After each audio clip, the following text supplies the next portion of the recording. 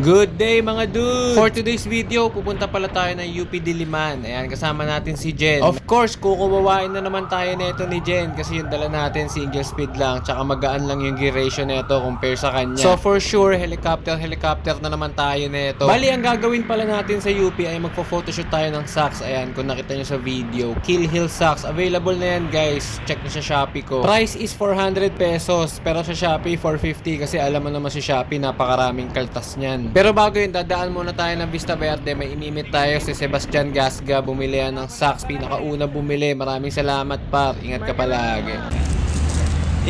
Thank you man. Shoutout ka. Wala po. So after natin, rekta na tayo sa UP Diliman. Nasa Felix Ave pa rin tayo. Nakita nyo naman, hindi pa banatan yan, pero speeding na tayo.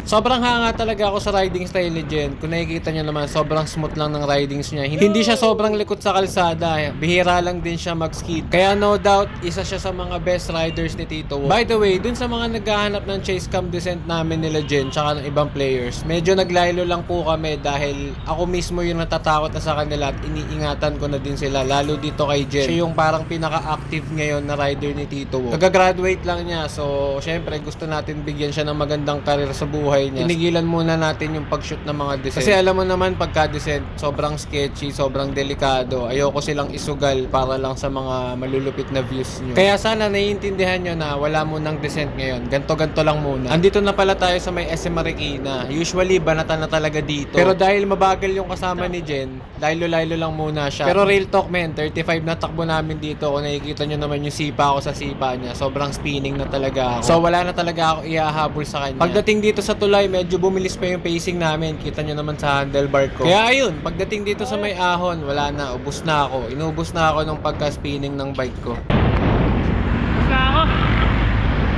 Sobrang spinning ko na.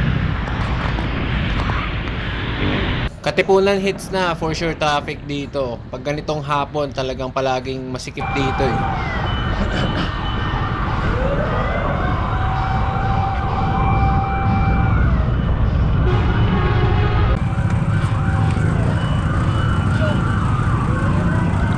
So ayun, may ambulansya pala, baka pilit lang pinagbibigyan ng mga sasakyan kaya medyo naipit lang kami ng konti. Itong part na to ng Katipunan, tapat ng Miriam College, isa to sa mga favorite namin ni Jen na linyahan. Dito kami madalas magbaliwan nila Jen bago magpahinga sa UP Diliman. Nakakamiss lang yung mga panahon na kaya ko pa sumabay sa pacing nila. Pero ngayon kasi medyo may edad na tayo kaya ayan, wag na tayo magpa-araw.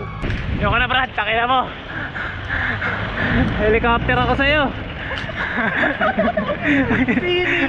Gago, dapat nga i-convert ko ng Pixie para 4717. Tinalo ka na bag mo. Sasabi ko, hindi na ako marunong mag-skid eh. Ang lamig na eh. Malamig na yung kasukasuan mo. Pag hinatak na, marupok na, puta, putol. Baka may mali yung nito eh. Putol na lang. So ang photographer pala natin ngayon ay si Lance Ubas, also known as Photograpes. Follow nyo siya sa FB niya, pag may kailangan kayo pa photoshoot, PM nyo lang siya. Ipasok mo sa... Yan. Pagalitan, pinapagalitan mo eh.